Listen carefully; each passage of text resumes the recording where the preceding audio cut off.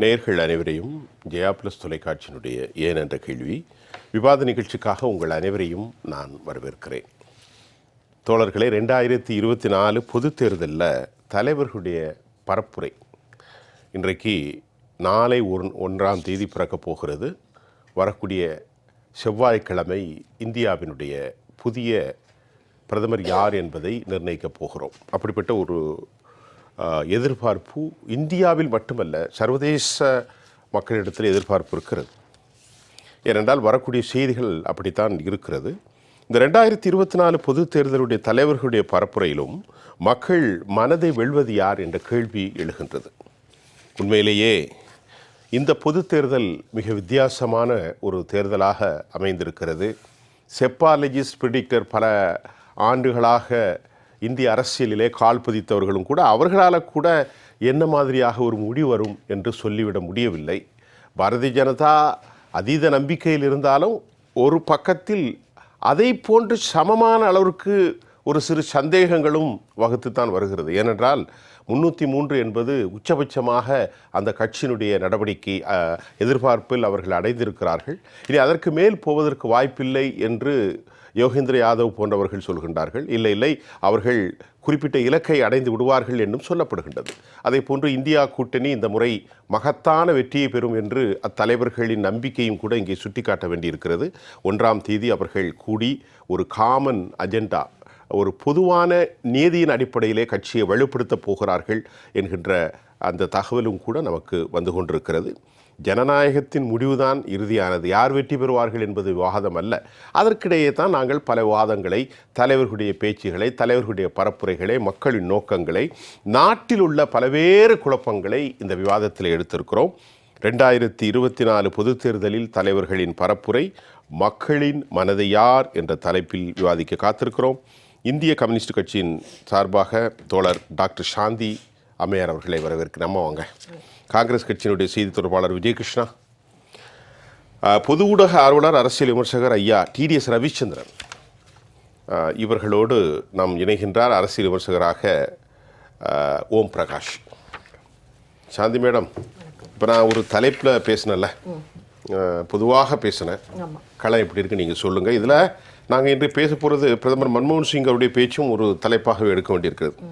பிரிவினை ஏற்படுத்தும் மோடியின் பேச்சு முந்தைய பிரதமர்கள் யாரும் இதுபோல் பேசியதில்லை என்று டாக்டர் மன்மோகன் சிங் பேசியிருக்கிறார். பாஜகவுக்கு எதிராக போராடி வருவதால் என் மீது 24 வழக்குகள், பிரதமருடைய தியானம், இதெல்லாம் தற்போதைய நிலை, எக்ஸிஸ்டிங் இஷ்யூ. எப்படி பார்க்குறீங்க?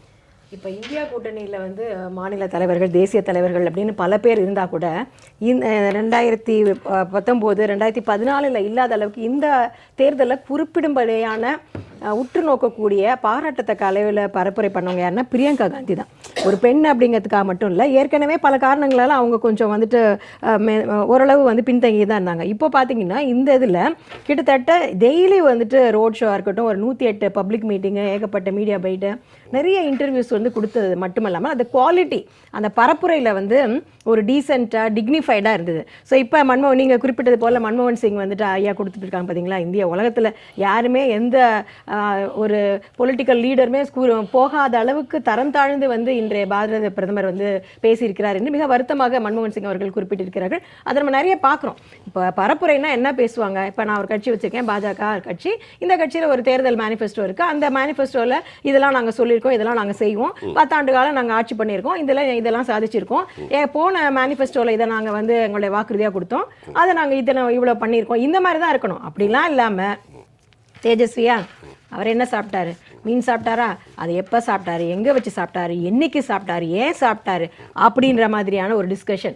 இன்னொன்று பார்த்தீங்கன்னா, காங்கிரஸ் மேனிஃபெஸ்டோவை தாக்கி அது வந்து இந்த குறிப்பிட்ட மதத்துக்கு ஆதரவாக இருக்குது, அப்படி இருக்குது, இப்படி இருக்குது என்று சொல்லி ஒரு பல பொய்கள், ஒரு வெறுப்பு அரசியல், வெறுப்பு பேச்சுகளாக மட்டுமே தான் வந்து பாரத பிரதமர் தொடர்ந்து பேசியிருக்காரு. அது மட்டுமல்ல, அமித்ஷா அவர்களும் எல்லாருமே இப்படி தான் சொல்லியிருக்காங்க. பார்த்தீங்கன்னா ஒரு தனிநபர் தாக்குதல். இப்போ ஒரு மம்தா பானர்ஜி ஒரு முதல்வர், அவங்க ஒரு பெண்ணாக முதல்வராக இருக்காங்க, அவங்களுக்கு என்ன வேலை, ஒரு 10 லட்சம் இருக்குமா என்று பேசுகிற அளவுக்கு தரம் தாழ்ந்த ஒரு பரப்புரை. இதெல்லாம் சொல்வதற்கே எனக்கு வெட்கமாகவும் கூச்சமாகவும் இருக்கின்றது. ஆனால் அதுதான் நடந்தது. ஸோ அப்போ அதையெல்லாம் சொன்னால் என்ன, இப்போ ஒன் டே நீங்கள் வந்து பேசாதீங்க அப்படின்னு சொல்கிற அளவுக்கு போச்சு. அது மட்டும் அல்லாமல் இந்த தனிநபர் தாக்குதல், இந்த மாதிரியான பொய்யுரைகள், வெறுப்பு அரசியல், இது எல்லாம் இல்லாமல் ஒரு மாநிலத்தையே குறை சொல்கிறது. நீங்கள் பார்த்தீங்கன்னா வந்துட்டு ஒரு பூரி ஜெகநாதருடைய சாவியை கொண்டு போய் தமிழ்நாட்டில் இருக்குது, இந்த மாநிலத்தை வந்து அந்த மாநிலத்தை ஒரு ஆளலாமா என்பது போன்ற, அது முக்கியமாக தமிழ்நாட்டையும் தமிழர்களையும் வந்து கொச்சைப்படுத்தி பேசுகின்ற இது போன்ற பரப்புரைகளை வந்து மக்கள் உற்று நோக்கி இருக்கிறார்கள். இந்த வெறுப்பு அரசியல்களுக்கு ஆதரவு கொடுப்பவர்கள் அல்ல இந்தியர்கள். ஸோ இந்தியா கூட்டணி நிச்சயமாக நல்ல வெற்றியை பெறும் என்று என்னோட எதிர்பார்ப்பு. அதே நேரத்தில் தேர்தல் ஆணையத்தின் மேலே தான் ஒரு சந்தேகம், ஒரு பயம் இருக்கின்றது. ஏன்னா எத்தனை பேர் ஓட்டு போட்டாங்க அப்படிங்கிறது ஒரு நம்பர் கால்குலேஷன். இது வந்து மேக்ஸில் பெரிய மேனிப்புலேஷனுக்குலாம் இடமே இல்லை. ஆனாலும் அதை அப்லோட் செய்வதிலையும் அதில் பல பிரச்சனைகள்லாம் இருந்ததுனால தேர்தல் ஆணையம் சரியாக செயல்பட்டால் இந்தியா கூட்டணி மிக பிரம்மாண்டமான வெற்றியை பெறும் என்பது தெள்ளத் தெளிவாக தெரிகிறது. வேற சுருக்கமாக சொல்லியிருக்கீங்க. நம்ம ரெண்டாவது பேசுகிறேன். நிறைய கேள்விகள் காத்திருக்கிறது, உங்களுக்கு நிறைய வாய்ப்புகளும் கொடுக்க வேண்டியிருக்கு. டிடிஎஸ் ரவிச்சந்திரன், ஏன்னா இந்த 76 நாட்களில் நடந்த பிரச்சாரத்தில் 206 ரேலிகளில் பிரைம் மினிஸ்டர் மோடி அவர்கள் பங்கு பெற்றிருக்கிறார்கள். நேற்று கிடைத்த எனக்கு தகவல், அதாவது மார்ச் 16 மே மாதம் இந்த மாதம் 30ஆம் தேதி வரை. இதே மாதிரி 2019 ஐயா மோடி அவர்கள் 145 பொதுக்கூட்டங்களில் மட்டும்தான் பங்கு பெற்றார். இந்த முறை 206. அது மட்டுமல்ல, அவருடைய பேச்சில் சில முக்கிய குறிப்புகளை நாங்கள் அவதானிக்க முடிந்தது. சற்றேறக்குறைய அவருடைய பேச்சில் இதூடாக 421 முறை அவர் கோயில்கள் என்ற வார்த்தையை அவர் பயன்படுத்தியதாகவும் பதிவுகள் வந்திருக்கிறது. அதே சமயம் 224 முறை அவருடைய பேச்சில் மசூதியை அவர் குறிப்பிட்டிருக்கிறார். 758 முறை மோடி மோடி என்று தன்னுடைய கேரண்டி குறித்தும் தன்னை குறித்தும் பிரதமர் அவர்கள் பேசியிருக்கிறார். 573 முறை இந்தியா கூட்டணி என்ற வார்த்தையும் எதிர்க்கட்சிகளையும் ஐயா மோடி அவர்கள் குறிப்பிட்டிருக்கிறார். ஆனால் இந்த கூட்டத்தில் பொதுவாக இன்ஃப்ளேஷன், பணவீக்கத்தை பற்றியோ மற்ற விடயங்களை குறித்து அவர் பேசவில்லை என்ற தரவுகளும் கூட இன்றைக்கு வெளியாகியிருக்கிறது. இதற்கெல்லாம் என்ன காரணம் இருக்க முடியும்? எதிர்க்கட்சிகள் இதை ஒரு குற்றச்சாட்டாக வைத்திருக்கிறார். குறிப்பாக கர்கே இதை சுட்டிக்காட்டியும் பேசியிருக்கிறார். சொல்லுங்கள். மொத்தம் ஒரு 300 ரேலி, அதில் 420 முறை கோவில். அதாவது ஒரு ரேலிக்கு 1.25 முறை அந்த வார்த்தையை கோயில் கோவிலுங்கிற வார்த்தை. மசூதி இருக்கே 240. அப்போ 60ல் அவர் அதை பயன்படுத்தலை. அவர் அதில் ஒரு செக்குலர் இருக்குன்னா, மசூதியை பற்றியும் பேசியிருக்காரு, கோயிலை பற்றியும் பேசியிருக்காரு. அது நியாயமான விஷயம். நியாயமான விஷயம். இப்போ என்ன கேள்வி அப்படின்னா, நாளைக்கு வந்து சிஎம்பியை காலையில் ரெடி பண்ண போகிறான், common minimum programme. Very good. T R Baalu ஐயா வந்து சீல்டு கவர் தான் எடுத்துகிட்டு போவார். ஆனாலும் பாவம் ஏதோ நாளைக்கு போகிறார். அவர் எதுக்காக போகிறாருன்னு தெரியல. சீல்டு கவர் தான் எடுத்துகிட்டு போனார் ஜனாதிபதி அம்மாட்ட. என்ன கவரில் என்ன இருக்குன்னு அவருக்கு தெரியல. அப்போது அந்த மாதிரி போனார். நாளைக்கு போகிறாரு. காமன் மினிமம் ப்ரோக்ராமில் என்ன பண்ணுவாங்கன்னா, பெங்களூர்லேருந்து காவேரி தண்ணி ஒழுக்கமாக வரணும், இல்லைனா ஆட்சியை கவுத்துருவேன்னு திமுக சொல்லும். உடனே காங்கிரஸ், ஐயோ அது தேசிய கடமை, கண்டிப்பாக நான் அதை செய்வேன் அப்படின்னு சொல்லுவாங்க.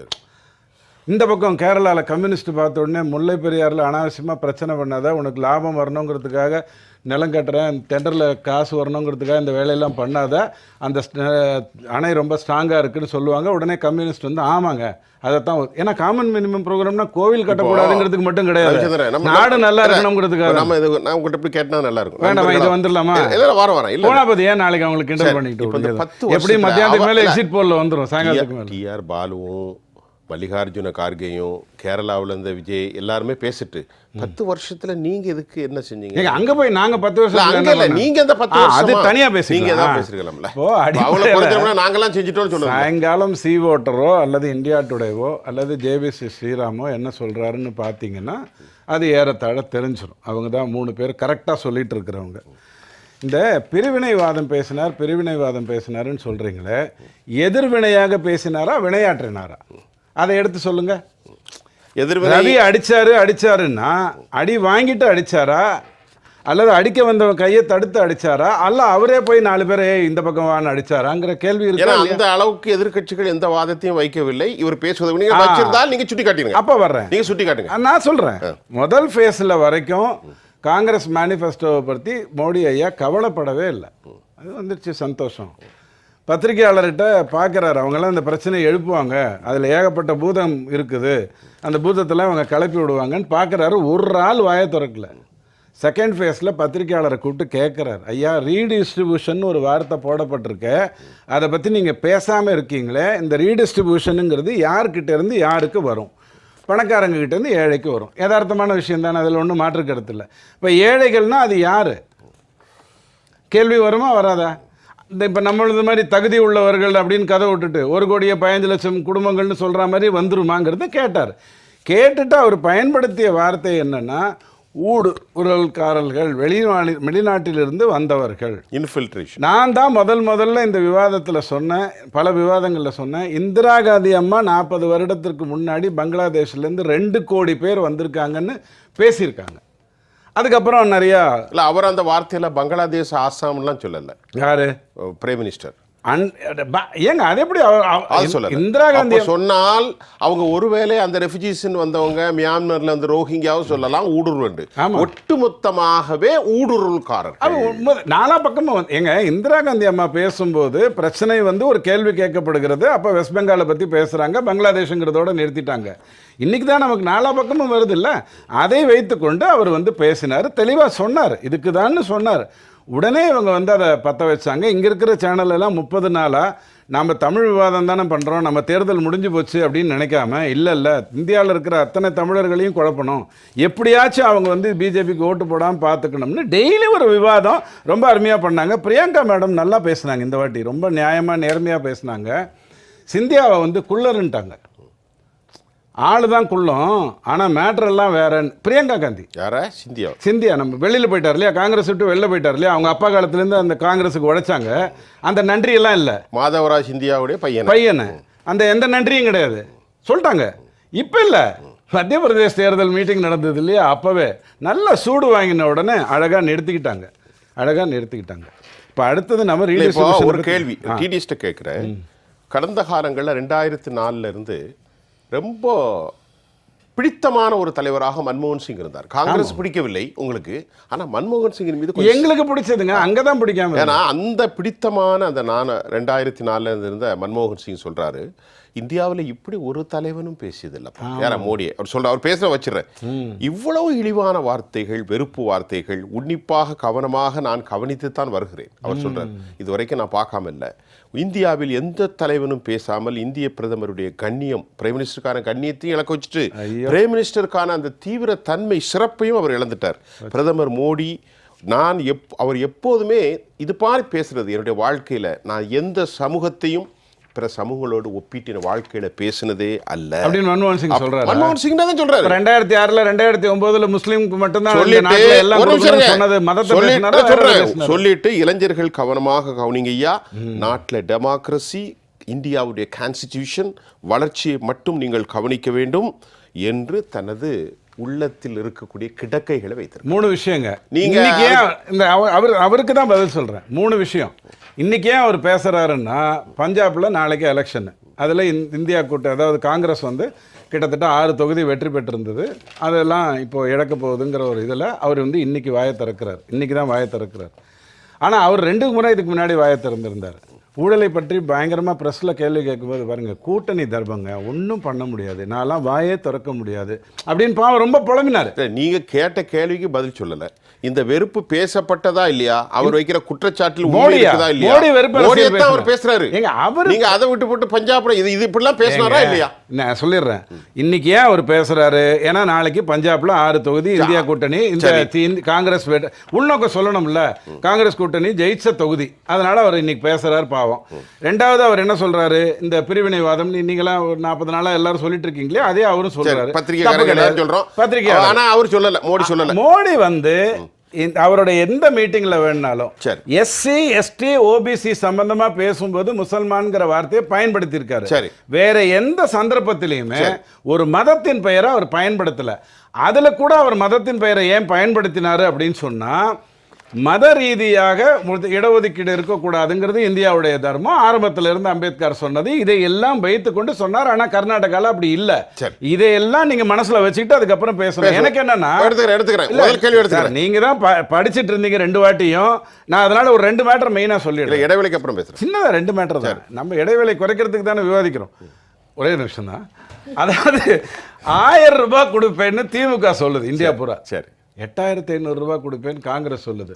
வெயிட் ஜாஸ்தியா இருக்குது. Okay okay.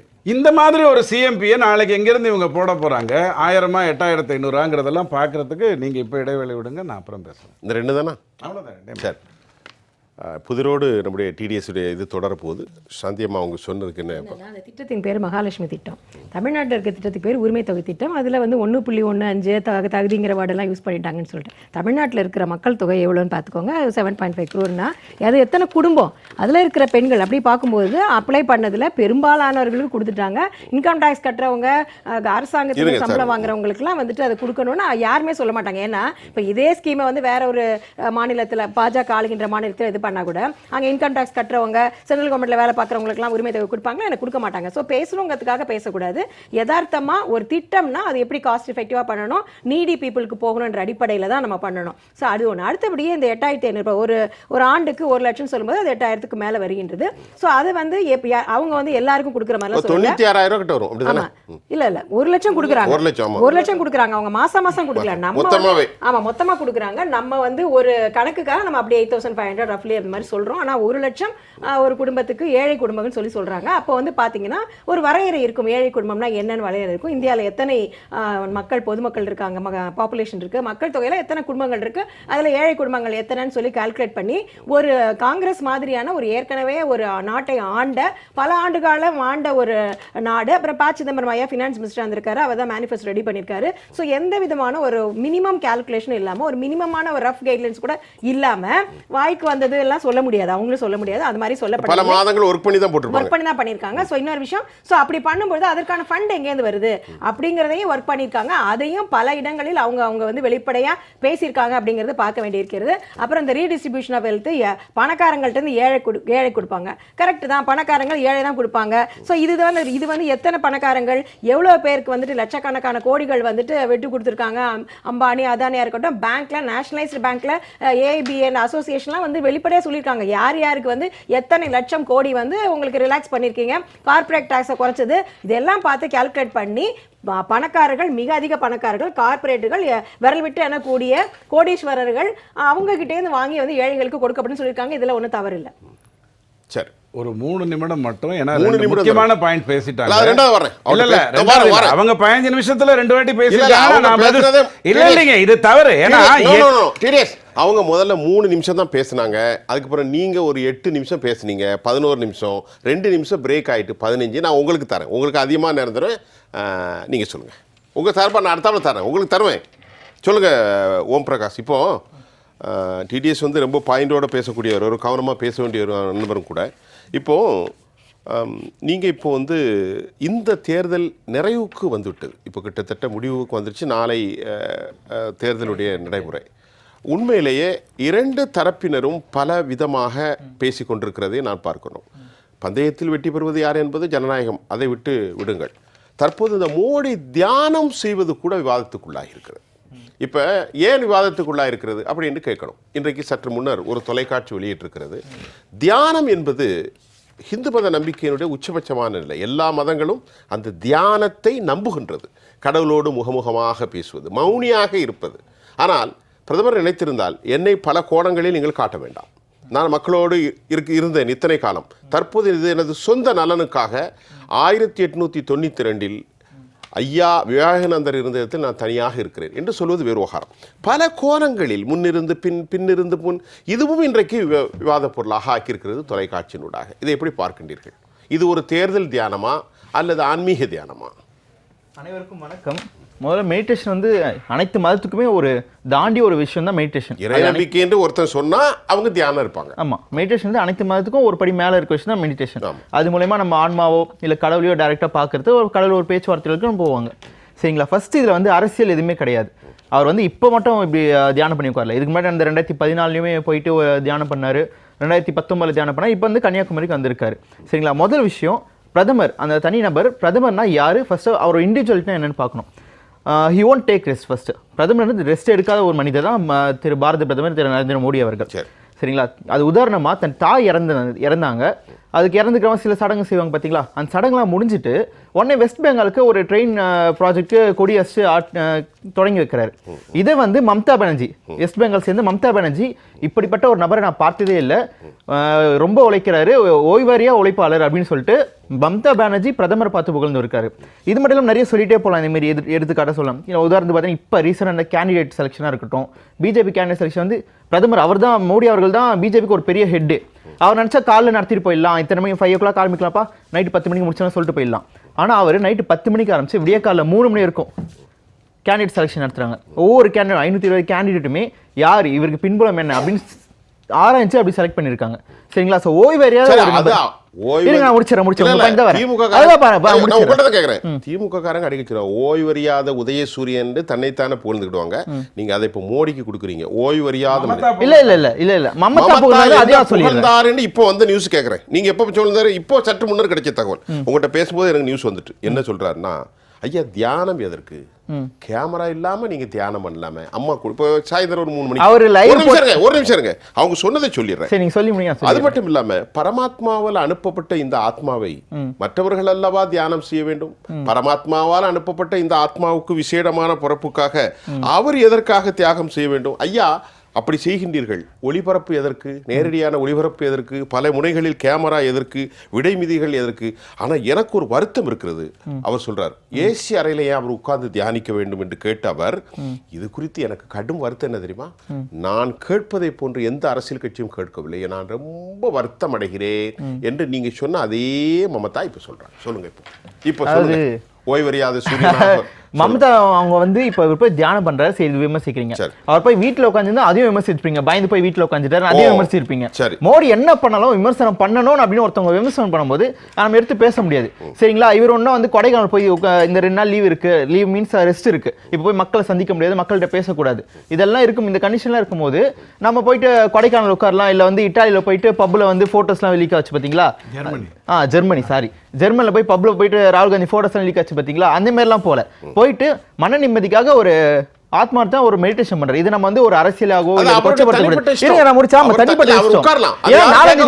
நாலாம் ரிசல்ட் வருது, 10ஆம் தேதி பதவியேற்பில இருக்கு, 4ஆம் தேதியில 10ஆம் தேதிக்குள்ள அவங்க மினிஸ்ட்ரி செலக்ட் பண்ணணும். இவ்வளவு விஷயம் இருக்கு, தொடர்ந்து உழைக்க போறாரு. அடுத்து 25 வருஷத்துக்கு பிளான் போட்டு உட்கார்ந்திருக்காரு. சும்மா 25 வருஷத்துக்கு பிளான் போட்டு உட்கார்ந்திருக்காரு மோடி ஐயா.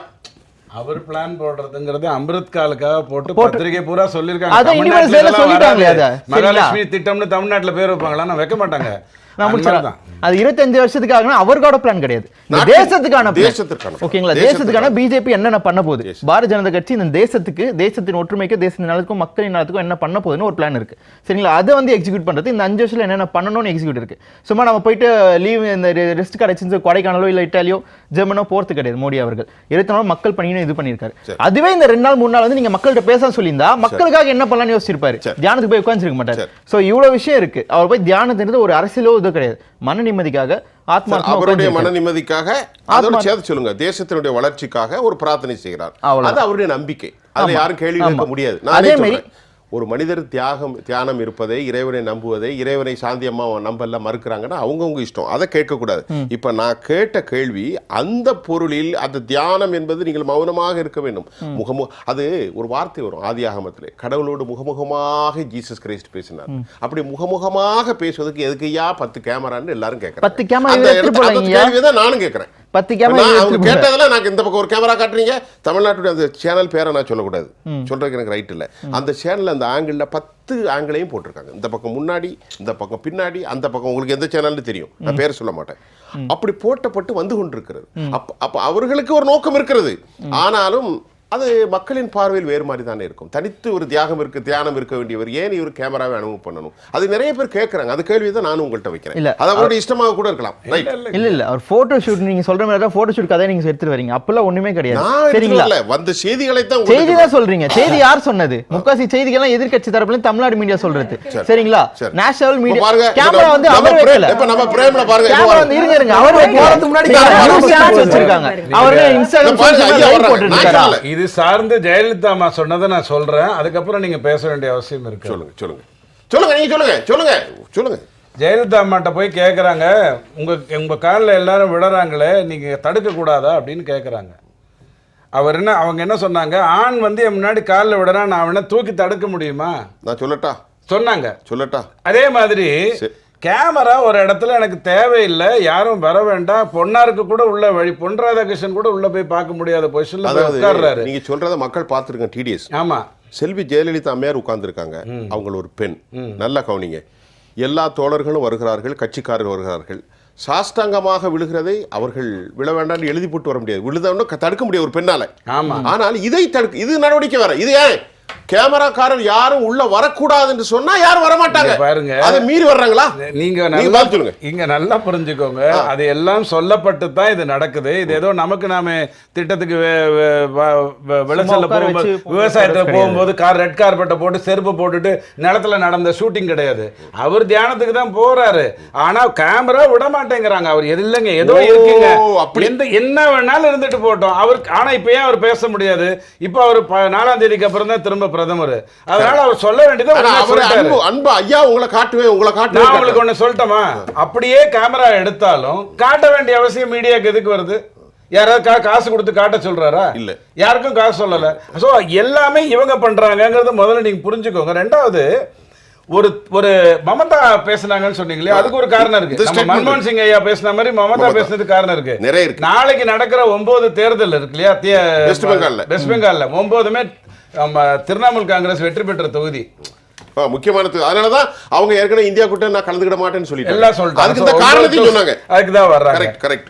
ஆக ஒரு விஷயத்தை பேசும்போது ஏன் தெரிஞ்சு பேசுறோம் அப்படின்னு சொன்னா, மொத்தமே 8 கோடி தமிழர்கள், குடும்பம்னு பார்த்தா 3.5 கோடி இருக்குமா? 3 மல்டிப்ளை பண்ணா 3.5 கோடி குடும்பம் இருக்கும். அதுல 1.25 கோடிக்கு நீங்க என்ன காரணத்துக்காக 1000 ரூபாய் கொடுக்குறீங்க? அவங்க வருட வருமானம் வந்து 2.5 லட்சம்னு நீங்களே சொல்லிட்டு அவங்க தான் சொல்லிட்டு கொடுக்குறீங்க.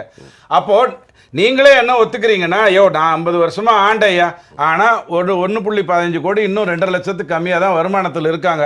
அதாவது 31% தமிழர்கள் வந்து இன்னும் வந்து 2.5 லட்சத்துக்கு தான் இருக்காங்க அப்படின்னு நீங்களே ஒத்துக்கிறீங்க. ஆனா ராகுல் காந்தி என்ன சொல்றாரு? அதெல்லாம் 1000 கொடுத்தா போறது, நான் 50 வருடம் இந்தியா வாழ்ந்திருக்கேன், 8500 கொடுத்தா தான் அவங்கள காப்பாற்ற முடியும். இவங்களாவது ஏணி வச்சு காப்பாற்றலாம்னா இல்ல முடியாது, நான் ஆண்ட லட்சணத்துக்கு நான் லிஃப்ட் கொடுத்தா தான் காப்பாற்ற முடியும்னு அவர் 8500 சொல்றாரு. ஒண்ணு சொல்றேன், நீங்க சொல்றதுல பல குழப்பம் இருக்க. ஏன் 25 கோடி பேரை வறுமையிலேருந்து வெளியே வந்துட்டேன்னா 25 75 கோடி பேர் அந்த நாட்டில் வறுமையே இல்லாம போயிருக்கணுமே? அது கேள்வியே கிடையாது. மன்மோகன் சிங் ஐயாட்ட தான் நீங்க அதை கேட்கணும். என்ன கேட்கணும் அப்படின்னா, 22 ரூபாய்க்கு கம்மியா வருமானம் வாங்குறவங்க எல்லாம் வறுமை கோட்டுக்கு இருக்கிறவன்னு சொன்னது அவருதான். வறுமை கோட்டில இருந்து காப்பாத்தியதாக பிரதமர் சொல்லவே இல்ல. 25 கோடி குடும்பங்களை அடிக்கடி சொல்றாங்க. எப்படி ஐயா, நாம தான் வார்த்தையை மறந்துட்டு தான் லைவ்ல சார் போகுது. என்ன சொல்றேங்க? வார்த்தை நல்லா ஹிந்தி தெரியும், ஹிந்தி சேனல்ல தொடர்ந்து பேசக்கூடிய அவர் சொன்ன வார்த்தையை நான் சொல்றேன் உங்களுக்கு. சொல்லுங்க. 25 கோடி பேரை வறுமையின் நிலைகளில் இருந்து, அதாவது ஸ்கூலுக்கு போக முடியாது, இதுல அந்த நிலைகளில் இருந்து உயர்த்தினேன்னு தான் அவர் பேசினாரே ஒழிய கபால்னு 1 லட்சம் ரூபாய் கொடுத்து மாத்திரன்னு சொல்ல. ஒண்ணு சொல்றேன், பொருளாதார நிபுணர் ஒரே ஒரு விஷயம் தான். ப. சிதம்பரம் எனக்கு ரொம்ப பிடிக்கும். ப. சிதம்பரம் யாரதான் பிடிக்காது இல்லைங்க, ப. சிதம்பரம் பயங்கர பொருளாதார நிபுணர், ரொம்ப பிடிச்சிடும். அது என்ன பயங்கர பொருளாதார இல்ல, ரொம்ப கரெக்டா யோசிப்பாரு. அதாவது 1 லட்சம் ரூபாய் நீங்க கொண்டு போய் ஒருத்தருக்கும் கொடுத்தீங்கன்னு சொன்னா அவங்க போய் மார்க்கெட்ல பொருள் வாங்குவாங்க. பொருள் வாங்கினா இந்த பணம் புழக்கத்துக்குள்ள வரும். இதுதான் அவங்க வைக்கிற லாஜிக், நல்ல லாஜிக். சரி. ஆனா அத்தனை பேரும் பொருள் வாங்கும்போது 70 ரூபாய் அரிசி 90 ரூபாய் ஆகுமா? ஆகாதா? ஆயிரும். அப்போ அதுக்கு பதிலா மோடி ஐயா என்ன பண்றாரு, 80 கோடி பேருக்கு 5 கிலோ அரிசியை இலவசமா கொடுத்துறாரு. மேட்டர் முடிஞ்சிருச்சா? இப்ப நீங்க போய் பணத்தை வச்சுக்கிட்டு உள்ள போய் பானீங்கன்னா விலைவாசி ஏறிடும். ப. சிதம்பரம் ஐயா கிட்ட எனக்கு ரொம்ப பிடிச்சது என்னன்னா, 15 லட்சத்தை ஏன் கொடுக்கவில்லை அப்படின்னு கேட்டாரு. நான் அதிர்ச்சி ஆயிட்டேன். 3ஆம் கிளாஸ் பொருளாதார நிபுணருக்கு கூட என்ன தெரியும்னா, எல்லார் கையிலையும் 15 லட்சம் இருந்ததுன்னா தங்கத்தினுடைய விலை என்ன ஆகும்? கத்திரிக்காய் 1 கிலோ 1500 ரூபாய் போகும். இது சாதாரண பொருளாதார நிபுணருக்கு தெரியும். நாங்க மேடையில பேசும்போது நீங்க தவறா புரிஞ்சுக்கிட்டீங்களா? ஏழைகளை உருவாக்கணும்னு புரிஞ்சுக்கிட்டீங்களா? ஏங்க, 5 வருஷம் முன்னாடி தான் மன்மோகன் சிங் ஐயா 22 ரூபாய் இருக்கிறவங்க எல்லாம் ஏழைன்னு சொன்னாரு. எப்படி உயர்த்திட முடியும்? ஆனால் அந்த நிலைகளில் இருந்து உயர்த்தினோம். நன்றி. ஆனா மகாலட்சுமி ஏன் தமிழ்நாட்டில் பேர் வைக்க மாட்டாங்கன்னா, இந்து சார்ந்த எதையுமே வைக்க கூடாதுன்னு அவங்களுக்கு விதி இருக்கு. மகாலட்சுமி ஹிந்து கிடையாது. அது அற்புதமான ஒரு வார்த்தை. லட்சுமி என்பது இந்து சார்ந்ததா?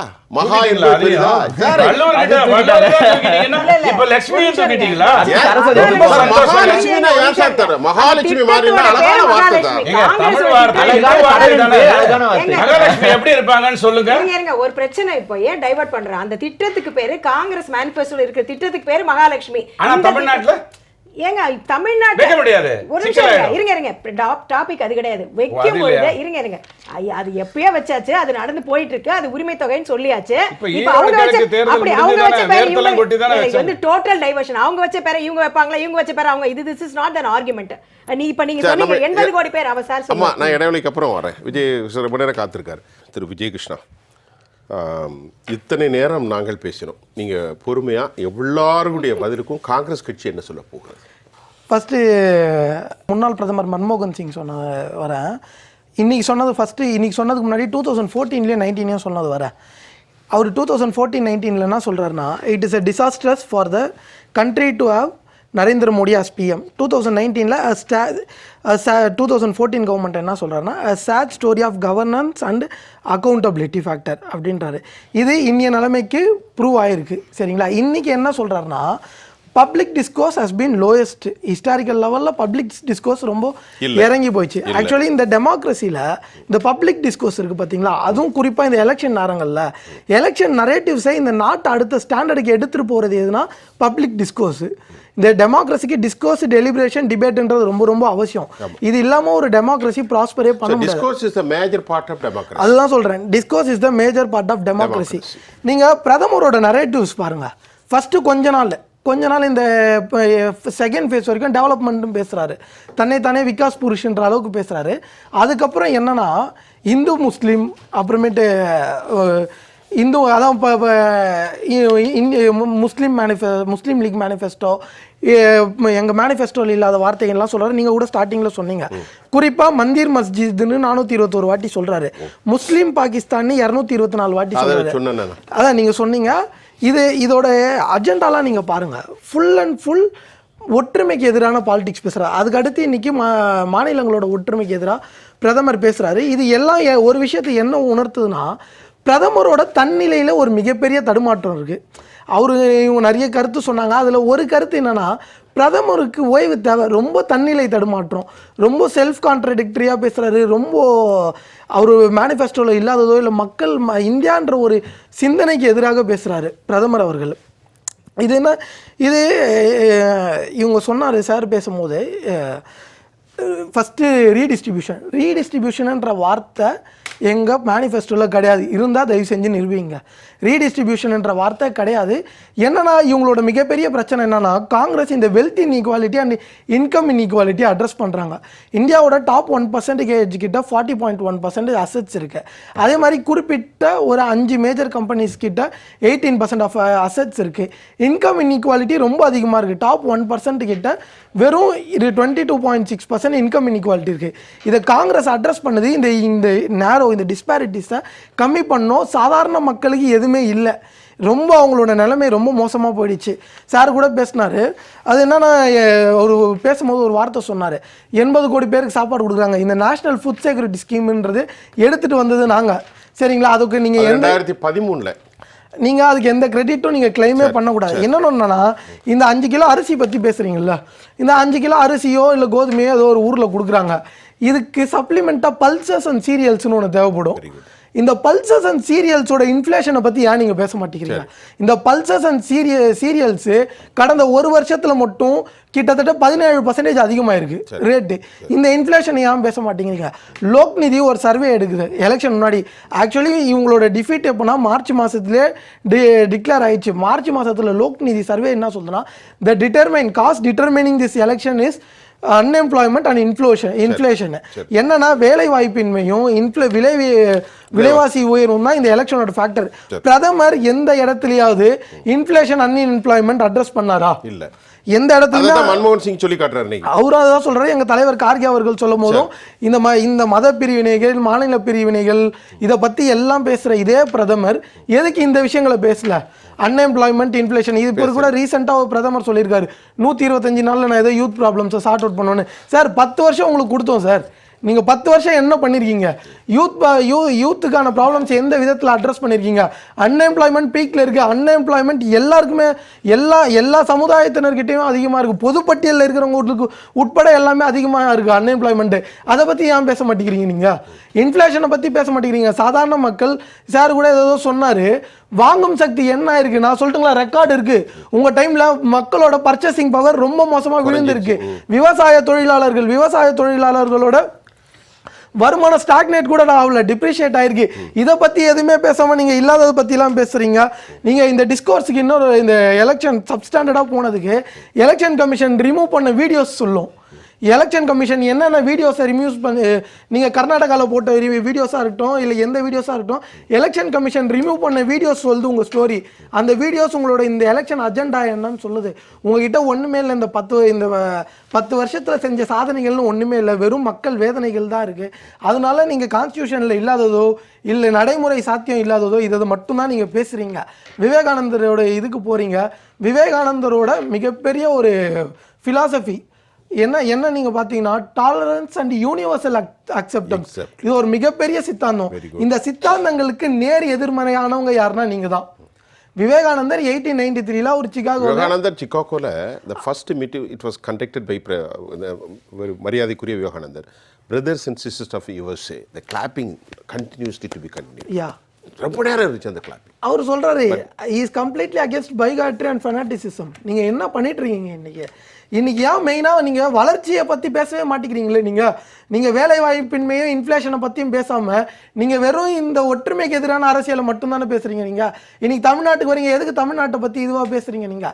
நீங்கள் பேசுகிறீங்க. அதுக்கு அடுத்து சார் நான் பேசுகிறேன், உங்கள் அமைச்சர் ஸ்மிருதி இரானி இன்னைக்கு உங்கள் யூபி யோகி ஆதித்யநாத் என்ன பேசுகிறாரு? இன்ஹெரிட்டன்ஸ் டாக்ஸ் பற்றி பேசுகிறீங்க. எங்கே இருக்குது? நீங்கள் கார்பரேட் எங்கள் மேனிஃபெஸ்டோவில் இல்லை. நீங்கள் கார்பரேட்டுக்கு எவ்வளோ தள்ளுபடி பண்ணியிருக்கீங்க? ஏன் லேபர் இன்டென்சிவாக இல்லை? உங்கள் க்ரோத்தோட ப்ளூ பிரிண்ட் என்ன? அது எவ்வளோ எம்ப்ளாய்மெண்ட் ஜென்ரேட் பண்ணியிருக்கு? நீங்கள் வைப்ரண்ட் குஜராத் பண்ணீங்கல்ல, வைப்ரண்ட் குஜராத்தோட ஃபுல் அவுட்கம் நீங்கள் சொல்கிறீங்களா? இப்போ எனக்கு வைப்ரண்ட் குஜராத் சொல்கிறீங்க, அது எந்த அளவுக்கு லேபர் வளர்த்துருக்கு? ஏன் நீங்கள் உங்கள் பிரதமர் குஜராத்தோட முதலமைச்சராக இருக்கும் போதே ஜாப் க்ரோத் ரொம்ப கம்மியாக இருக்குது. அவர் குஜராத்தோட முதல்வராக இருக்கும் போது எவ்வளோ தூரம் எஜுகேஷனுக்கு அவங்க பட்ஜெட்டில் அலாட் பண்ணார். இது எதுவுமே பண்ணலை. நீங்கள் இது எதுவுமே பண்ணாமல் நீங்கள் ஒரு தப்பான அரசியலை முன்னெடுத்து வச்சுட்டு இருக்கீங்க. உமனை பற்றி பேசுகிறாங்க. பிரதமர் ஒரு பேட்டியில் கூட பேசியிருப்பார், விமன் ஃப்ரீ பஸ் கொடுத்ததுனால மெட்ரோ யூஸ் பண்ண மாட்டேங்கிறாங்க. நீங்கள் அது என்ன? நீங்கள் அப்போது நீங்கள் பணம் யாருக்கு வருமானத்தை பற்றி தான் யோசிக்கிறீங்க. சார், விமனுக்கு ஃப்ரீ பஸ் கொடுத்ததுனால எவ்வளோ நன்மைகள். அது தே ஆர் எம்பவர்டு. இன்றைக்கி நாங்கள் மகாலட்சுமி சொல்கிறதும் அதுதான். இதே ஆர் எம்பவர், விமன் எம்பவர்மெண்ட்டுக்காக பேசுகிறவங்க. அம்பேத்கர் கூட சொல்லியிருக்காரு, ஒரு பெண்களோட ப்ராக்ரஸை வச்சு தான் ஒரு சமுதாயத்தோட ப்ராக்ரஸே பண்ண முடியும், மெஷர் பண்ண முடியும். நீங்கள் அந்த ப்ராக்ரஸ்க்காக நாங்கள் பேசுகிறோம். நீங்கள் எதுக்காக பேசுகிறீங்க? நீங்கள் இப்போ மணிப்பூரில் பெண்கள் அவ்வளோ கேவலமாக ட்ரீட் பண்ணாங்களே, நீங்கள் என்ன பண்ணீங்க? அப்போது எம்ஐசிரி ஆஃப் காட்ன்ற தீமில் பேசுகிறீங்க. பிரதமர் இதே பிரதமர் என்ன பண்ணாங்க? விமனுக்கு அகேன்ஸ்டாக இவ்வளோ அட்ராசிட்டிஸ் அதிகமாக இருக்குது. அதுக்காகனா உங்கள் பதில் என்ன? இது எதுவுமே பேச மாட்டேங்கிறீங்களே. நீங்கள் இது எதுவுமே பேசாமல் இல்லாததை மட்டும் பேசுகிறீங்க. இதில் இன்னொரு விஷயம் என்னென்னா, இந்த பொதுவாக இந்த ப்ரோ பாப்புலிஸ்ட் தீம் இல்லை மக்களுக்கு அகேன்ஸ்டாக தீமில் போகிறவங்க என்ன பண்ணுவாங்கன்னா, எக்கனாமிக் கிரைசிஸை வளர்த்துருவாங்க. ஆனால் என்னென்னா, இந்த எக்கனாமிக் கிரைசிஸை அட்ரஸ் பண்ண மாட்டாங்க. அதை என்ன பண்ணுவாங்கன்னா, இல்லாத ஒரு ஐடென்டிட்டி கிரைசிஸை எக்ஸாஜரேட் பண்ணி கவர் பண்ணுவாங்க. இன்றைக்கி நாட்டில் நடக்கிறது அதுதான். இன்றைக்கி என்னென்னா, நாடு ஃபுல்லாக எக்கனாமிக் கிரைசிஸில் இருக்குது. முன்னாள் பிரதமர் மன்மோகன் சிங் சொன்ன மாதிரி இன்றைக்கி நாடோட எக்கனாமி ரொம்ப கொலாப்ஸில் இருக்குது. சரிங்களா?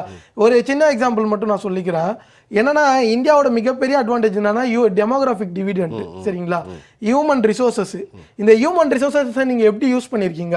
அதாவது அமெரிக்கா, பிரான்ஸ், கொரியா போன்ற இடங்கள் எல்லாம் அவங்க ஹியூமன் ரிசோர்ஸஸ் ஃபியூச்சரில் டெப்ரிஷியேட் ஆகும். இன்னைக்கு ஃபர்டிலிட்டிக்காக சைல்டு இது பண்ண நிறைய பெனிஃபிட்ஸ் கொடுக்குறாங்க. ஆனால் நம்ம கிட்ட ஆல்ரெடி இருக்கு. நம்ம கிட்ட இது ஒரு பெரிய வரம். அதை நீங்கள் மிஸ்அப்ரோப்ரியேட்டாக யூஸ் பண்ணாதது என்ன? மிஸ்அப்ரோப்ரியேட்டாக அதை நீங்கள் யூஸ் பண்ணுறீங்க. யூஸே பண்ணலை கிட்டத்தட்ட. அது ஒரு ஹிஸ்டாரிக்கல் பிளண்டர். அது கண்டெம்பரரி பிளண்டர் இல்லை, ஹிஸ்டாரிக்கல் பிளண்டர். நீங்க சரி, திரு ஓம் பிரகாஷ் சொல்லுங்க. சார், எக்கானமி என்ன சொல்றாரு? ஃபெஜல் 5ல இருந்த கண்ட்ரியை டாப் 5 எடுத்து வந்திருக்காங்க. அதே மாதிரி ஒரு விஷயம் நான் கொடுக்க வேண்டாம், G20 வந்து நீங்க சொல்லுங்க சுழற்சி முறையே வரட்டுமே, அப்போ நம்ம கைக்கு இந்தியா கொடுத்தப்ப என்ன கண்டிஷன் பாருங்க, ஏஷியாவை சுத்தி பாருங்க சரிங்களா. கீழே இந்த ஸ்ரீலங்கால எக்கனாமிக் கிரைசிஸ் இருந்து, பாகிஸ்தான்ல தயிர் விலை பால் விலைலாம் கிட்டத்தட்ட 200 ரூபாய் 300 போயிட்டு இருந்தது சரிங்களா. சைனால திரும்பி கொரோனா வந்தது. இப்படிப்பட்ட நம்மளை சுத்தி அதாவது ரஷ்யா ஃபைட் போயிட்டு இருந்தது. நம்மளை சுத்தி எல்லா இடத்துலையுமே எக்கனாமிக் கிரைசிஸ் இருந்தது. இந்தியா மட்டும் தான் ஆஃப்டர் கொரோனாவை எக்கனாமி பேலன்ஸாக வச்சிருந்தாங்க. அந்த டைம்ல தான் G20 வந்தது சரிங்களா. அதையும் நாம தான் சிறப்பாக பண்ணி முடிச்சோம். இங்க எக்கனாமிக் டவுன் ஒண்ணுமே கிடையாது. அப்படி எக்கனாமிக் டவுனா இருந்தா இப்போ நான் இவர் சொல்ற மார்ச்லயே வந்து எல்லா முடிவும் தெரிஞ்சிருச்சுன்னு, அதுக்கு இருங்க நான் முடிச்சிடறேன். மார்ச் எல்லாமே நடந்துச்சுன்னு சொல்லிருக்காங்க பாத்தீங்களா. மார்ச் வந்து இங்க தோல்வி வந்து தெரிஞ்சிருச்சு அப்படின்னு சொல்றாங்க. அதுக்கு முன்னாடி ஒரு 3 மாசம் முன்னாடி தான் சார் இந்த 5 மாநில தேர்தல். அவர் பல கிலோமீட்டர் நடந்தாரு, நடந்து போனாரு. தண்ணியை பத்த எகிரி குச்சி நீச்சல் அடிக்கிறதா இருக்கட்டும், எகிரி குச்சி போய் ஸ்வீட் பாக்ஸ் வாங்கினரட்டா இருக்கட்டும், இதெல்லாமே பண்ணாரு. எல்லா சாகசமும் பண்ணி காமிச்சாரு. ஆனா இருங்க நான் முடிச்சிடறேன். 5 ஸ்டேட்ல அப்படி பண்ணி ஜெயிக்கணுமே, ஜெயிக்க முடியலையே. அதுதானே 5 ஸ்டேட்ல 3 ஸ்டேட் விட்டார்ல, கண்டிப்பா 3 ஸ்டேட் பிஜேபி தான ஜெயிச்சது. அப்ப எப்படி சார் அதிகம் அதை செக் பண்ணி பாருங்க. அதெல்லாம் ஜெயிச்சிங்க எலெக்ஷன்ல இதெல்லாம் அப்படி கிடையாது. நீங்க நரேட்டிவே பேச மாட்டீங்க. சத்தீஸ்கர்ல தோத்தீங்க சார், ரிசல்ட்ஸ் மட்டும் இருக்குது. மத்திய பிரதேசல 21 மாவட்டத்துல நடந்தாரு, 17 மாவட்டத்துல தோத்தாரு. சோ நீங்க அது முக்கியமா அது சொன்னதனால சொல்றோம். இப்படி மத்தவங்கள பத்தி தான் பேசுறீங்களே தவிர நீங்க என்ன பண்ணனும் பேச மாட்டீங்க. என்ன மோடிங்கறவரு உங்க மச்சான் காங்கிரஸோட மச்சான் என்ன பண்ண போறீங்கன்றதே பேச மாட்டீங்க. அதெல்லாம் எங்க மேனிஃபெஸ்டோல இல்ல. வளர்ச்சிக்கு நாங்க வரோம். வளர்ச்சிக்கு நாங்க வரோம். எங்க வரீங்க நீங்க? வளர்ச்சிக்கு பேசுறீங்க. ஓம் பிரகாஷ் சொல்லுங்க, நீங்க சொல்லுங்க, நீங்க பாருங்க உங்களுடைய நேரம் தானே எல்லாரும் சொன்னலாம் பேசுனாங்க. ஃபர்ஸ்ட் ஆஃப் ஆல் மன்மோகன் சிங் ஐயாவை பேசுறது ஒரு நன்றி சரிங்களா. இத்தனை நாள் சோனியா காந்தி ஐயா வந்து நீங்க உட்கார்னா மன்மோகன் சிங் அப்படி தான் போச்சு. நீங்க பேசாதீங்க. இல்ல இல்ல அப்ப எப்படி இல்லாதெல்லாம் பேசாதீங்க. பிஎம் ஆபீஸ்ல இந்த ஃபைல் பிஎம் ஆபீஸ்ல நீங்க நினைக்கிற மாதிரி இல்ல இந்தியால இருக்க எல்லா மாதிரியும் தெரியும். எல்லா யூத்க்குமே தெரியும். ராகுல் காந்தி கிழிச்சாரு. எதை கிழிச்சாரு? பிஎம் ஆபீஸ்ல ராகுல் காந்தி கிழிச்சாரு. எதை கிழிச்சாரு? பிஎம் ஆபீஸ்ல இருந்து ஃபைல் எப்படி அவர் மன்மோகன் சிங் முடிவெடுத்திருக்காரு ஆர்டினன்ஸ் வேணும்னு. இவர் கிழிச்சாரு. மீடியா முன்னாடி கிழிச்சாரு சார். சும்மா ஏதாவது மீடியா முன்னாடி கிழிச்சாரு. பிஎம் ஆபீஸ்ல இருந்து ஃபைல் எப்படி சார் வெளிய போச்சு? முதல்ல வார்த்தைகளை வந்து பேப்பர் கிழிச்சாரு.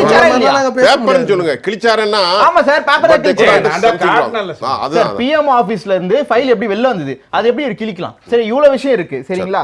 அதுக்கு இப்ப சப்போஸ் பஞ்சாப்ல எலெக்ஷன் நடக்குது, சீக்கியர்கள் வந்து ஓட்டு வாங்கணும். அதனால இருங்க நான் முடிச்சறேன். இப்போ இல்ல உலகத்துல இப்போ ரெண்டு பேரும் அப்புறம் கேட்டுக்கிறேன்.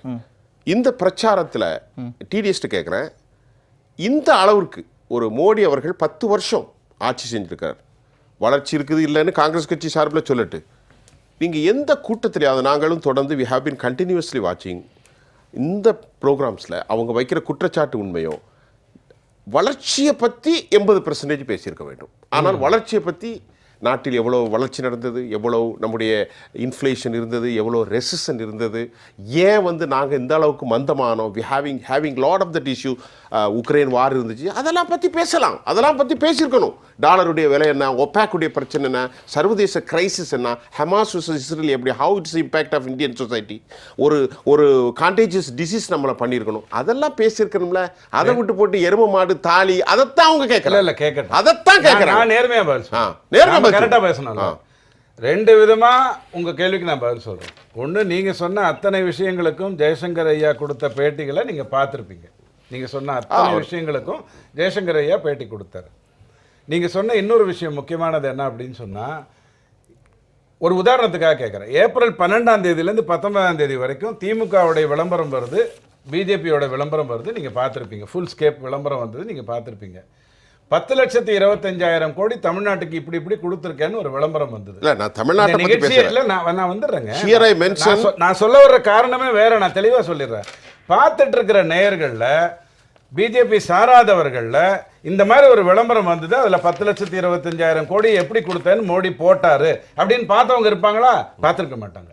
ஏன்னா இந்த பக்கம் என்ன அட்வர்டைஸ்மெண்ட் வரும்னா, உனக்கு 1000 கொடுப்பேன், உனக்கு 1000 கொடுக்க போகிறேன், இவருக்கு 1000 கொடுத்துட்டேன், இப்படி தான் விளம்பரம் வந்தது. ஆனால் இங்கே தெளிவாக எடுத்து சொன்னாங்க. இன்னொன்று நீங்கள் என்ன பேசுனீங்க, இன்ஃப்ளேஷனை பற்றி பேசுனீங்க. 4% இன்னைக்கு இருக்கிற இன்ஃப்ளேஷன். 4% நான் காட்டட்டா? நீங்க வேணா நான் கூகுள் இப்பவுமே அடிங்க. காட்டுறேன். 7க்கு மேல இருக்கு. ஒரு நிமிஷம் நீங்க எப்படி சொல்றீங்க? இருக்கு. Have you got any appropriate evidence? இல்ல ஒண்ணு வேண்டாங்க சார் நான் அப்படி பேசிட்டு போக முடியாது சார். 4% நீங்க எப்படி சார் சொல்றீங்க? நான் கூகுள்ல 2 பேரும் உட்கார்ந்து பார்க்கலாமா? நோ, நீங்க காட்டுங்க. நான் இன்னைக்கு உங்களுக்கு Minister இல்ல என்னோட sir. நண்பர் தான் நீங்க. யார் நான் சொல்லணும்? உங்களுக்கு சொல்றேன். இன்னைக்கு 31ஆம் தேதி அப்போ மாலை உங்களுக்கு 7 மணிக்கு TDS என்னோட நண்பர்கிட்ட சொல்றேன். இப்போ மாலை 7:40க்கு நான் 7% 4% கிடையாது. ரைட். அப்ப சரியா? உங்களுக்கு நீங்க எனக்கு தனிப்பட்ட முறையில் அனுப்புங்க. நாளை காலையில உங்களுக்கு ஒரு ஸ்கிரீன்ஷாட் 7க்கு மேல இருக்கு சார். நான் அனுப்புறேன். அனுப்புங்க. ஆனா 4 நாளைக்கு முன்னாடி டைம்ஸ் ஆஃப் இந்தியால ஒரு பெரிய ஆர்டிகல் வந்தது. 15ல இருந்து 29 வயசுக்கு உட்பட்டவங்களுடைய அன்எம்ப்ளாய்மெண்ட் எப்படி இருக்கு, எங்க மோசமா இருக்கு அப்படின்னு வந்தது. அதுல 35% வாங்கி பெருமையை எடுத்துக்கிட்டது கேரளா. 4 மாநிலத்தை பத்தி தெளிவா பேசி தனியே சொல்றீங்க இந்த மாநிலங்கள்ல. இந்த 4 மாநிலங்களை பத்தி தெளிவா பேசியிருக்காங்க. டைம்ஸ் ஆஃப் இந்தியால இப்ப 4 நாளைக்கு முன்னாடி தான் வந்தது. அன்எம்ப்ளாய்மெண்ட் ஆஃப் 15 to 29 அந்த ஏஜுக்கு இருக்கக்கூடியது. அதை எடுத்து பார்த்தீங்கன்னா தெரிஞ்சிடும். அதாவதுங்க ஒரு செய்தியை போட்டாலே உடனே உன்னுடைய சேனலை 30வது இடத்துக்கு மாற்றிடுவேன், அண்ணாமலையா சொன்னது மாற்றிடுவேன், உன் டிஐபிஆரை கட் பண்ணிடுவேன் அப்படின்னு மிரட்டக்கூடிய ஒரு சூழ்நிலை மோடிக்கு இருந்ததுன்னா இந்த கேமராலாம் வெள்ளப்போ டிஐபிஆர்ல ஊத்திக்கும் அப்படின்னு தெளிவா சொல்லிடுவார். இந்த மாதிரியான சிஸ்டம் இருந்தது. அவருக்கு கொஞ்சம் சிஸ்டம்ல பவர் கம்மி. இப்படித்தான் பண்ணணும்னு நினைத்தா. அப்ப மோடி சொன்னனால அந்த கேள்வி TDS கொஞ்சம் கவனமா இருக்கு. இப்போ ஏன் இதுனா மோடி பாருங்க நம்ம சைடுல ஐயா அவர்கள் பூஜை செஞ்சுட்டு இருக்காங்க. அப்போ அவர்களையும் மீறி ஆமா கேமராமேன் சொல்ல வராங்க. இங்க பாருங்க அவர்கள் எல்லாம் மீறி எல்லாம் ஒண்ணும் நீங்க தான் சொல்றீங்க. நீங்க தானே சொன்னீங்க. இல்லைங்க அதுக்காக இல்ல. மெடிக்கல்ல இருந்து எதுக்காக வேணாலும் உள்ள கேமரா வைக்கலாம். ஒளிபரப்ப வேண்டிய அவசியம் டிவி மீடியாக்கு கிடையாது. ஒளிபரப்ப வேண்டிய அவசியம் டிவி மீடியாக்கு கிடையாது. கேமரா எடுக்கட்டும். நீங்க ஏன் ஒளிபரப்புறீங்கிறது தான் கேள்வி. முக்கியமா ஒரு விஷயம் சொல்லிடுறேன். ஏன்னா இல்ல ஒரு ரொம்ப முக்கியமான விஷயம். ஸ்டாட்டிஸ்டிக்ஸ் அழகா பூந்து விளையாடுனீங்க. அது எப்படி 420 முறை கோவிலை 300 முறை சார் நான் தப்பே சொல்ல சார். ஆனா எப்படி சொல்லணுங்கிறதுக்காக சொல்றேன். 45 நிமிடம் ஒரு மனுஷன் பேசுறா. 300 மீட்டிங் 300 × 45 ஒரு நிமிடத்துக்கு குறைஞ்சது 60 வார்த்தைகள். 300 × 45 × 60 இது எங்க இருக்குது? அது வந்து நம்ம ஊழல் மாதிரி இருக்குது. 1,72,000 கோடி மாதிரி இருக்குது. இது 420 300 ஒரு மனிதன் 45 நிமிடம் பேசினா நம்ம ஊழல் 1,76,000 மட்டும் இல்ல 7.5 லட்சம் கோடி சிஏஜி. அத கெஜ்ரிவால் சொல்லலையே. கெஜ்ரிவால் சொல்லி இருந்தாருன்னா நான் ஒத்துன்றது இருப்பேன். இல்ல ஊழல நம்ம 1,77,000 சொல்றோம் 2G spectrum. That figure has been embedded every citizen of the country. Otherwise ஒரு ரிவீல் ஒரு இது வந்திருக்கு. அது 1,07,50,000. கரெக்ட்டுங்க. ஆனா நீங்க என்ன புரிஞ்சுக்கணும்னா இப்ப கூட கெஜ்ரிவால் 52 நாள் கம்பி இருக்க மாட்டா ஷாப்பிங் தான் போயிருப்பாரு. சிறையில இருந்தாரு. ஏன் சார் உங்களுக்கு இந்த மாதிரி வஞ்சினம் கம்பி என்ன காலி என்ன அது ப்ரூவ் ஆயிருக்கா? இல்லைங்க. இருக்கா? கெஜ்ரிவால் கிரைம் சஸ்பிஷியஸ் தான். நான் இப்ப சொல்லட்டுமா? கெஜ்ரிவால் ஐயா கிட்ட இப்ப போங்க. அவருக்கு செம்ம கோவம் இருக்கு நம்ம மோடி மேல. ஜெயில போட்டாருன்னு இப்ப போய் கேளுங்க. ஏயா துவாரகால ஊழல் பண்ணாரா இல்லையான்னு கேளுங்க. கெஜ்ரிவாலோட தலைவர் அவர்தான். துவாரகாவோட தலைவர் அவர்தான். சொல்லட்டுமா? TDS சார் சாந்திமா ஓய்வறியாத அவர் அப்படின்னு சொல்லிட்டு அவர் உழைப்பாளியாக இருந்தார். கரெக்ட். அங்கே போய் உட்காந்ததுனால ஏகப்பட்ட பேர் கேமரா வச்சுட்டு போயிட்டு 5000 பேர் வந்து மீனவர்கள் இன்னைக்கு மீன் பிடிக்க போக முடியல. இன்னைக்கு லீவு குழந்தைங்கலாம் வந்துட்டு விவேகானந்தர் பாறைக்கு போனோன்னா அவங்களாம் திருப்பி அனுப்பப்படுறாங்க. யாரையும் டிஸ்டர்ப் பண்ணாமல் அவர் தியானம் பண்ணால் யாரும் ஒன்றும் சொல்ல போகிறது கிடையாது. அதுக்கு வந்து பல கேமரா, ஒரு கேமரா கூட கிடையாது. சேஃப்டினா கூட அதுக்கு எல்லாத்துக்கும் ஆள் இருக்காங்க. சேஃப்டியை ஒரு பிரைம் மினிஸ்டருக்கு சேஃப்டி கொடுக்கணும். ஆக இது வந்து ஃபுல் அண்ட் ஃபுல் ஒரு இன்டென்ஷனலாக பண்ணுற ஒரு நாடகமாக தான் இதை பார்க்குறோம். இது ஒரு மீடியா அட்டென்ஷனுக்காக பண்ணுற விஷயம். அதுக்கு அடுத்தபடியாக இப்போ நம்ம வந்து பேசிட்டு இருந்தோம் 10 ஆண்டு காலம் இவங்க என்ன பண்ணாங்க. மன்மோகன் சிங் வந்துட்டு ஒரு பர் டே எவ்வளவு பணம், வறுமைனா என்ன டெஃபினேஷன் பற்றிலாம் பேசினாங்க. ஆனால் இப்போ நீங்களே சொல்லுங்கள் இன்ஃப்ளேஷனுக்கு எவ்வளோன்ட்டு. இன்ஃப்ளேஷன் வந்து 8% மேலே இருக்குது. ஏப்ரல் 2024 கணக்குக்கு. இது தொடர்ந்து வந்து பல உணவு ஃபுட் இன்ஃப்ளேஷன் வந்து மோசமாகிக்கொண்டே வருகிறது. அடுத்து வந்து 45 ஆண்டு கால வரலாற்றில் இல்லாத அளவுக்கு வேலையில்லா திண்டாட்டம். இதுதான் வந்து இவங்களுடைய சாதனையை தவிர G20லாம் ஒரு ரொட்டேஷன் அதுக்கும் ஒன்றுமே சம்மந்தம் கிடையாது. அது ஒன்றுமே பெரிய அச்சீவ்மெண்ட் மாதிரிலாம் பேசுறதுக்கு ஒன்றுமே கிடையாது. ஏற்கனவே நீங்கள் குறிப்பிட்டீங்க சிஏஜி சொன்ன மாதிரி 7.5 lakh crore ஊழல். அது இல்லாமல் மிக முக்கியமாக இந்த பிரச்சாரத்தில் ரொம்ப முக்கியமாக இருந்தது வந்து என்னென்னா எலக்ட்ரல் பாண்ட்ஸ். அது கிளீன் இந்தியா இவங்க கிளீன் ஹேண்ட்ஸ் அப்படிலாம் சொல்லிட்டு இருந்ததில் எலக்ட்ரல் பாண்ட்ஸ் வந்து ரொம்ப ரொம்ப முக்கியமான ஒரு இடத்த வந்து இந்த பிரச்சாரத்தில் வகித்தது நம்ம சொல்லணும். இன்னொன்று வந்து பார்த்தீங்கன்னா இந்தியா முழுமைக்கும் இந்தியாவே வந்து இப்போ கொரோனா டைம்லலாம் பிக்கப் ஆகி வந்ததுன்னு சொல்லி சொன்னாங்க. தொடர்ந்து இந்தியா வந்து ஒரு சேமிப்புக்கான நாடு. வீட்டில் முதற்கொண்டு எல்லாருமே நகை, பணம், சீட்டு போடுறது, நிச்சயமாக ஒரு கோல்டு வீட்டில் எல்லாம் இருக்கும். ஸோ ஆனால் இப்போ இருக்கிற ஸ்டாட்டிஸ்டிக்ஸ் பார்த்தீங்கன்னா, அதனால தான் வந்து கொரோனா டைமுக்கும் அந்த டைமை தாண்டி பல்வேறு பிரச்சனைகள் வரும்போது, பொருளாதார பிரச்சனை வந்து இந்தியா வந்து தாங்கிட்டு இருந்துச்சு. ஆனால் இப்போ பார்த்தீங்கன்னா கிரெடிட் கார்டில் லோன் வாங்கினது மேக்ஸிமம் இந்த குவார்ட்டரில், இந்த இயரில் கிரெடிட் கார்டில் அதிக எண்ணிக்கை லோன் வாங்கியிருக்காங்க. நிறைய பேர் வந்து வீட்டில் இருக்கிற குடும்ப நகைகளை வந்து அடமானம் வச்சிருக்காங்க, வித்திருக்காங்க. ஆக ரொம்ப ரொம்ப மோசமான நிலையில் இந்தியாவுடைய பொருளாதாரம், மக்களுடைய பொருளாதாரம் போய்கொண்டிருக்கிறது தான் சொல்கிறது. இந்த நேரத்தில் மக்கள் வந்து ரொம்ப ரொம்ப உண்மையான மனதோட இந்த வாட்டி இந்தியா கூட்டணிக்கு போட்டிருக்காங்க. தேர்தலான எந்த குழப்பமும் செய்யல அப்படின்னா நிச்சயமா இந்தியா கூட்டணி வெற்றி பெறும். நம்ம நிறைவாயிட்டோம். இந்தியா கூட்டணிக்கான வாய்ப்புகளா நீங்க எப்படி பாக்குறீங்க? இந்தியா கூட்டணிக்கு அதாவது சில கருத்துக்கள் பிஜேபி 300க்கு மேல் வரும், 303க்கு மேல் வரும் என்று சொல்லுங்க. பிரசாந்த் கிஷோர் போன்றவர்கள் சொல்லுகின்றார்கள். இன்னும் பல கருத்துகளும் இருக்கிறது. மோடிக்கு ஒரு பெரிய அளவுல எதிர்ப்புகள்லாம் இல்ல, மீண்டும் வந்துருவார் அப்படிங்கிற கருத்து வந்திருக்கு. நீங்க அதை எப்படி? தேர்தல் ஆணையத்தை பத்தி ஏன்னா பயப்படுறோம்னா, ஏற்கனவே பண்ண ஸ்டாட்டிஸ்டிக்ஸ்ல சில இடங்கள்ல வந்துட்டு 0 ஓட்டு. இப்ப நான் தான் கேண்டிடேட் வச்சுக்கோங்க, நான் கூட எனக்கு ஓட்டு போட்டிருக்க மாட்டேன். ஸோ அப்படி பார்க்கும்பொழுது பல பிரச்சனைகள் வந்து இருக்கிறது. இந்த நேரத்திலையும் பாத்தீங்கன்னா சுப்ரீம் கோர்ட்ல வந்து நாங்க அந்த ஸ்டாட்டிஸ்டிக்ஸ் சொல்ல மாட்டோம், இன்னைக்கு நைட்டு 12 மணி சொல்ற புள்ளி விவரத்துக்கும் வாக்காளருடைய எண்ணிக்கைக்கும் எத்தனை பேர் பதிவு பண்ணாங்கிறதுக்கும் அடுத்த நாள் சொல்றதுக்கு வித்தியாசம். இதெல்லாம் பார்க்கும் பொழுது தேர்தல் ஆணையம் மேல ஒரு சந்தேகம் இருக்கிறது. இன்னொன்று வந்து கடைசி நேரத்தில் எந்த மாதிரியான ஒரு சூழல்ல தேர்தல் ஆணையர்கள் வந்து நியமிக்கப்பட்டார்கள் பார்க்கும் பொழுது ஒரு அச்சம் நிலவினாலும், அதையெல்லாம் தாண்டி இந்தியா கூட்டணி நிச்சயமாக நல்ல அச்சம் நிலவினாலும் ஆட்களை போட்டாச்சு, முறைப்படியான வாக்கு இயந்திரங்கள் வந்திருக்கிறது. இதுவரைக்கும் எந்த விதமான ஒரு கன்ஃபபுலேஷன் அமங் தி பிளாட்ஃபார்ம் எதுலயுமே ஒரு பெரிய குழப்பம் வந்ததாக தெரியல. அப்படி சொல்ல முடியாது. எல்லாமே கரெக்ட்டா தான் போயிட்டு இருக்கு. மிக முக்கியமான ஒன்று என்ன, பல இடங்களில் வந்து வாக்கு எண்ணிக்கை வந்து குறைவா இருக்கின்றது. நீங்க நிறைய வீடியோ பார்த்துருக்கோம். நாங்க ஆதார் கார்டு எடுத்துட்டு போனா எங்களை ஓட்டு போட விடலன்னு சொல்லியிருக்காங்க. ஒரு இடத்துல வந்துட்டு என் கையை பிடிச்சி வரல எடுத்து நம்ம வந்து பாஜக இதுல வந்து வைக்க சொன்னாங்க. 1-2 கிடையாது, 1-2 தான் வருது. கோடி மீடியாலாம் அவ்வளவுதான் வர முடியும். ஆனா அதையும் தாண்டி வருகிறதுன்னு சொல்லும்போது ஒரு பயம், அச்சம் இருந்தாலும் அதையும் தாண்டி மக்களுடைய எழுச்சி அலை அதிகமாக இருக்கின்ற இந்த நேரத்தில் இந்த பிரச்சனையை தீண்டவன் போகணும் அப்படின்னா, இந்தியா ஒரு நல்ல நிலைமைக்கு வரணும்னா பாஜக போகணும் என்று மக்கள் நினைக்கிறார்கள் என்பது நன்றாக தெரிகிறது.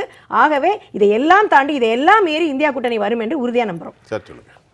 அதாவது இந்த எலெக்ஷனோட நான் முன்னாடியே சொன்னதான், இந்த எலெக்ஷனோட டிஃபீட்டு மார்ச்லேயே அவங்களுக்கு ஃபிக்ஸ் ஆயிடுச்சு. டிட்டர்மைனிங் இந்த எலெக்ஷனை டிட்டர்மைனிங் என்ன ஃபேக்டர்ஸ் டிட்டர்மைன் பண்ணுறதோ அதை இது வரைக்கும் அவங்க அட்ரஸ் பண்ணலை. அதே மாதிரி பெண்களோட தங்கம், மாடு இதை பற்றிலாம் பேசுகிறாங்க. இந்தியாவோட இந்த முக்கியமான மோசமான நிலைமை காரணம் பாஜக. 40% ஆஃப் ஜிடிபி என்ன பண்ணிங்கன்னா பார்த்தீங்கன்னா ஹவுஸ் ஹோல்ட் டெப்ஸு, வீடுகளோட கடன் அதிகமாக இருக்குது. ஆனுவல் பாரோயிங்ஸு 5.3% ரொம்ப அதிகமாக இருக்குது. 5.2% ஆனுவல் சேவிங்ஸ் ரொம்ப ரொம்ப கம்மியாக இருக்குது. குடும்பங்களோட வாங்கும் சக்தியும் அவங்களோட சேமிப்புகளும் இங்கே இல்லவே இல்லை. கொரோனா காலகட்டங்களாக இருக்கட்டும், இல்லை 2008 குளோபல் ரிசெஷனாக இருக்கட்டும், இந்த டைமில் எல்லாத்தையும் இந்த நாட்டை காப்பாற்றுனது ஏன்னா நம்ம வீட்டு தாய்மார்களோட சேமிப்பு தான். இன்றைக்கி சேமிப்பே இல்லாமல் போயிடுச்சு. இந்த அரசு அவ்வளோ தூரம் போயிடுச்சு. G20 பற்றி பேசினாங்க. இந்த G20 ஒரு ரொட்டேஷனில் அதை அவங்களும் அக்செப்ட் பண்ணாங்க, அது வரைக்கும் சந்தோஷம். இந்த G20ல் இந்தியாவோட பொசிஷன் ஹங்கர் இண்டெக்ஸில் என்னது எனக்கு அது சொல்லுங்கள்.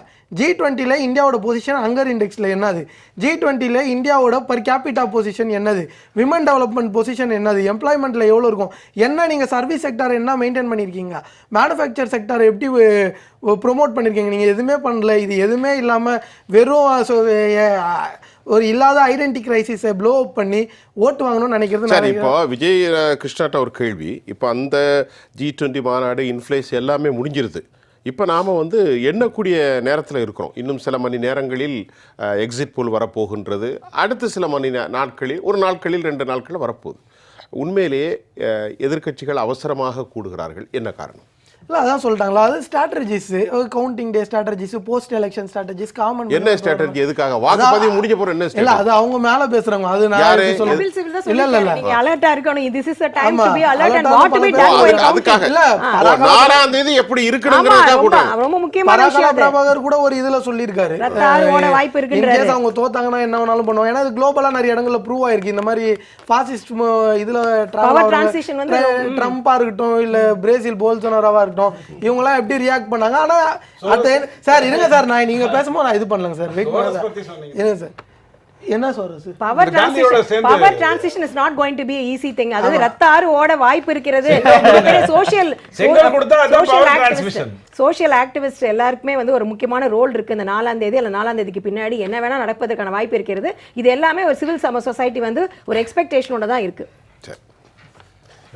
நேயர்களே, இதுவரை நாம் வந்து ஏனென்ற கேள்வியினுடைய விவாதத்தில் 2024 பொதுத் தேர்தலில் ஏற்படுகிற மாற்றங்கள் உண்மையிலேயே சில விஷயங்களை நம்முடைய ஆளுமைகள் பேசினார்கள். உண்மையிலே இந்தியா எப்போதும் ஒரு மோசமான நிலைக்கு போகாது. ஏனென்றால் ஜனநாயகம் என்பது யார் வெற்றி பெறுகிறார்கள் என்பதல்ல, இந்திய மக்களினுடைய உணர்வோடு, உள்ளத்தோடு, இரத்தத்தோடு, சதையோடு ஊன்றியது. ஆட்சியாளர்கள் இன்றைக்கு வரலாம், நாளைக்கு மாறலாம். ஜனநாயகமும் அரசியல் அமைப்பினும் சாவரின் இறையாண்மையும் நிலைத்திருக்க வேண்டும். அந்த அடிப்படையில் இந்த நிகழ்ச்சியில் சிறப்பாக நம்மோடு பேசின இந்திய கம்யூனிஸ்ட் கட்சியின் தோழர் டாக்டர் சாந்தி, டிடிஎஸ் ரவிச்சந்திரன், காங்கிரஸ் கட்சி விஜயகிருஷ்ணா, ஓம் பிரகாஷ், உங்கள் அனைவருக்கும் நான் நன்றி தெரிவித்துக் கொள்கிறேன். மீண்டும் மற்றொரு களத்தில் நான் உங்களை சந்திக்கின்றேன். அதுவரை உங்கள் அனைவரிடமிருந்தும் நான் சுஃபியான் விடைபெறுகிறேன். நன்றி. மீண்டும் சந்திப்போம்.